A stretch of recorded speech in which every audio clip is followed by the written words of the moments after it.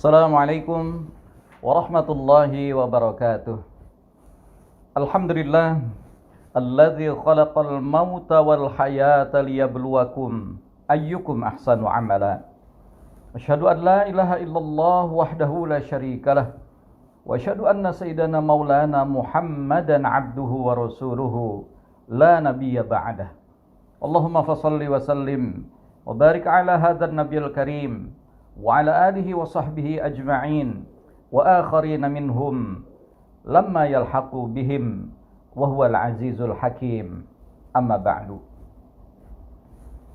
Sahabat-sahabat sekalian yang dimuliakan Allah Subhanahu wa taala, hari-hari ini suasana kita menghadapi wabah COVID-19 hadir dan semakin merasakan seolah-olah kita dekat dengan kematian.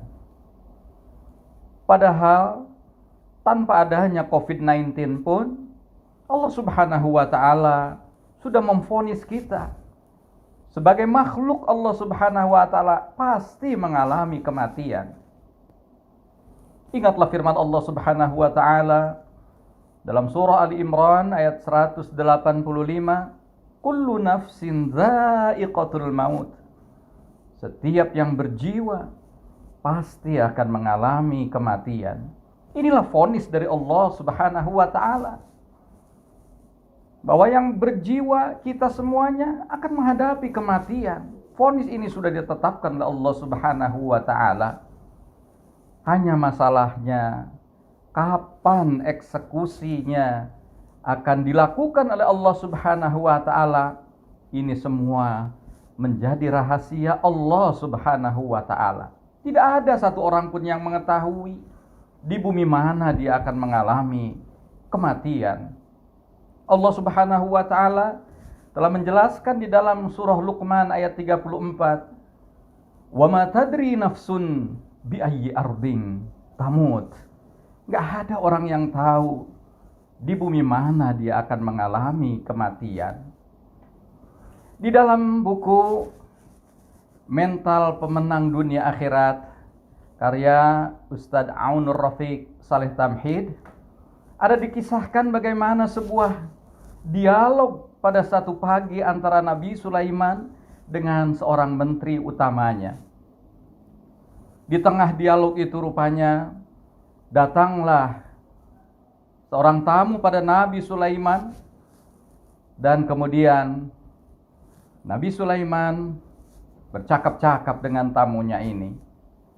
Tapi di sela percakapan antara Nabi Sulaiman dengan tamunya ini, sang tamu sesekali melotot kepada menteri utamanya sehingga membuat sang menteri ketakutan. Kemudian pergilah tamu itu pamit kepada Nabi Sulaiman, dan setelah tamu itu pergi, sang menteri utama mengatakan pada Nabi Sulaiman, "Wahai Rasulullah, wahai Nabi Sulaiman, siapakah tamu yang tadi baru saja datang yang memelototi aku ini?"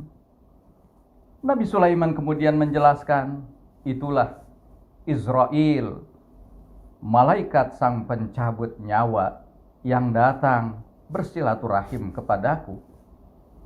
Begitu rasa takut melanda sang menteri utama ini, akhirnya meminta kepada Nabi Sulaiman, "Wahai Nabi Sulaiman, pindahkanlah aku ke negeri yang lebih jauh, yang terjauh dari tempat ini." Akhirnya Nabi Sulaiman mengutus angin untuk memindahkan menteri utamanya ini ke India, negeri yang jauh. Rupanya keesokan harinya datanglah kembali sang tamu itu menjumpai Nabi Sulaiman.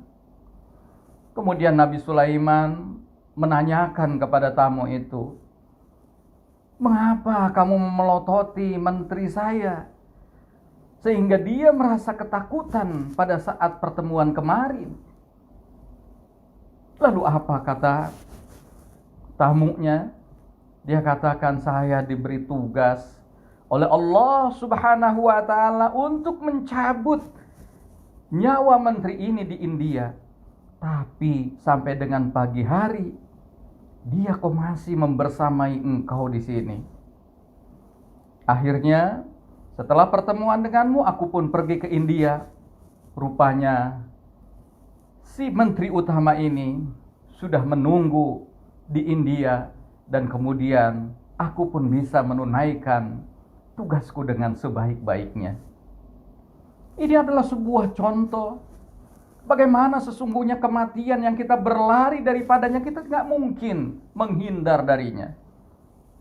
Allah Subhanahu wa taala sudah tegaskan di dalam Quran surah Al-Jumu'ah ayat yang ke-8. Qul innal mautal ladzi tafirruna minhu fa innahu mulaqikum tsumma turadduna ila alimil ghaibi wasyahadah fayunabbi'ukum bima kuntum ta'malun. Sesungguhnya kematian yang kamu berlari darinya, kematian itu akan menjumpai kamu. Jadi, karena kematian ini akan menjumpai kita semua, yang penting bagi kita sekarang adalah bagaimana kita harus mempersiapkan kematian itu sendiri. Pertama, dengan kita banyak-banyak beristighfar pada Allah Subhanahu wa taala setiap hari. Kita memahami dosa-dosa kita semakin hari semakin bertambah. Rasulullah SAW sendiri seorang yang maksum. Beliau senantiasa memunajatkan doa, memunajatkan istighfar pada Allah Subhanahu wa taala setiap hari tidak kurang. Dalam satu riwayat 70 kali, dalam satu riwayat 100 kali.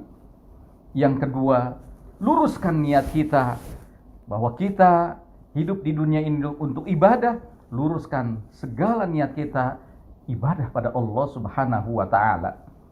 Dan yang ketiga, canangkanlah dalam diri kita untuk mewujudkan obsesi-obsesi yang besar, sehingga cita-cita yang besar ini bisa kita capai.